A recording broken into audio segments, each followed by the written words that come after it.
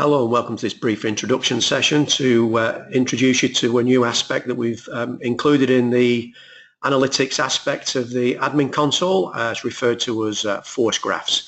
So we'll have a look at how that might help in your workforce planning. So I'll just share my screen and we'll take you through a very quick presentation. As always, when you log in to the console, you're presented with the dashboard, and underneath that is the option to select analytics. You select analytics and it loads up what's referred to as a tree map aligned to the Sophia framework with the same color coding, gives you a big overview picture of how your workforce maps against Sophia. What we've now done is introduce a couple of new pages.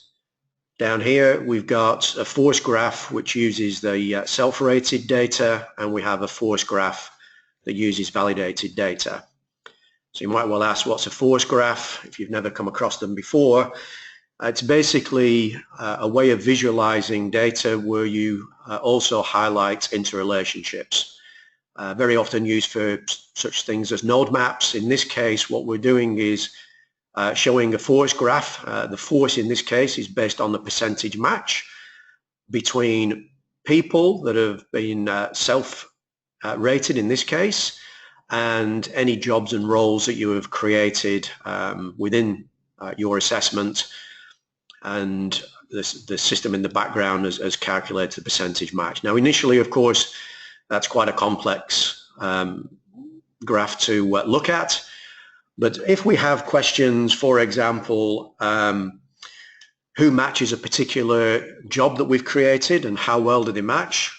So I find a job here, let's go for change manager. I filter on change manager and I can immediately see that Alan and Andy are candidates, and the thickness of the lines is indicating to me the level of match. If I hover over, it'll actually give me some details, and in this case I can see that Andy is related to the change manager job. It's actually his current job, and there's a match of 90%. So very quickly can immediately identify people that are performing a particular job and people that are candidates for the job.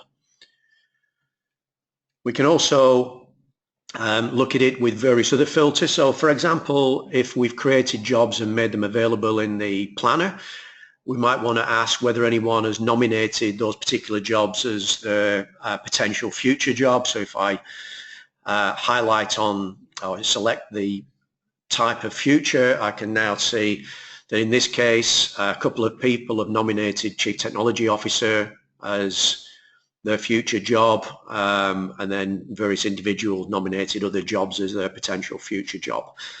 I can also filter this on quartiles, so the percentage match. So if I wanted to see who's nominated future job and they match that job 51 to 75%, highlight that and I can see I've just got one. So in this case it's June Profile has nominated financial officer as a future job, and she matches it quite well, and again if I hover over I'll actually get some details there. Okay. Other uses for this type of force graph, if I just take these filters off, go back to the full data set. It may be that somebody's taking some long service leave. So maybe Brian is taking long service leave, so I have a look, see what Brian's doing. I look at what his current job is. So Brian is currently service manager, so I now filter on service manager, remove Brian, and now I can see that we've got really one candidate, but it's not a particularly good match. So we've got Donna that could partially match the role of service manager. So this probably highlighting a risk that if Brian was to take some long service leave, or indeed even leave the company, we haven't really got many candidates lined up that can perform that particular job. Exactly the same available with validated data. Might be that this is where you would start anyway, so the idea being that the validated profiles are a more accurate representation. They're also a more confined representation. So looking at both of these gives you a very good overview of your organization's skills and the jobs that they match. Exactly the same logic here. So again, if I wanted to see who matches role of senior BA, currently no one has selected this as their current or future job, and indeed nobody matches it particularly well. As I can see down here, the only range option I've got is 0 to 25%, but just looking at the information I've got, I can see that Igor is the best match, 18.18%, still not particularly good. So obviously an issue there. If I was looking for introducing a role or a job of senior BA, only a few people got any match with it at all, and none of them particularly high. If we look at service manager, again, just running through some examples, I'll switch senior BA off.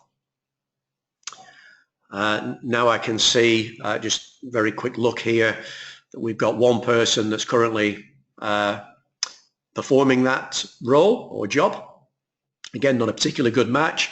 Another candidate over here that actually matches it with a higher degree, but of course, possibly that Alyssa is already doing a similar role, just with a different name. So that's it. Very, very quick overview of some new functionality that we've introduced into the analytics.